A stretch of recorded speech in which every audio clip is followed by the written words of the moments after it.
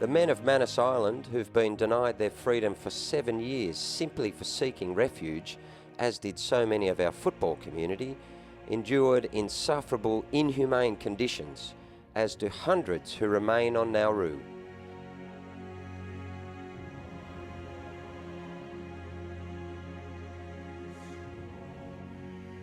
They witnessed tragedy and loss from the weight and uncertainty, and they mourned friends. Inside the wire for the first 3 years, and outside later when the gates were open during the day, they turned to their first love, football. They formed their own competition and played to remember who they were, to survive. This is the true power of football. They created their own shirts. Each community had its own team. It gave them some small sense of dignity.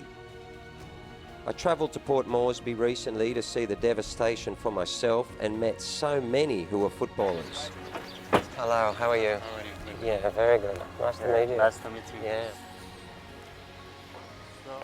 So I arranged an indoor court at the National Stadium so we could share a game, play together, be part of the football family for a short time.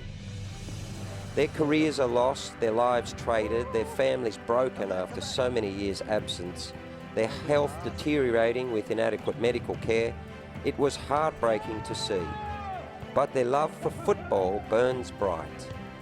It was my privilege to share this time with them. One of the only ways that these guys get to relax and de-stress, if you like, try to stop thinking about what's happened and get through the day is playing the game they love, which is football.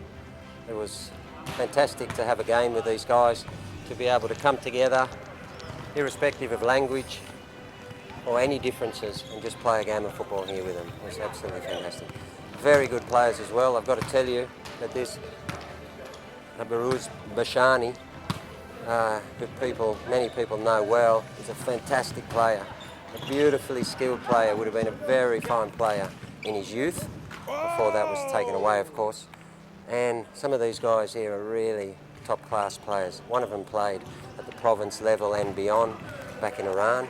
And you can see, lovely touch on the ball, good understanding. But their dreams of a career are gone. They have an opportunity to come here and just try and have a break to play the game they love.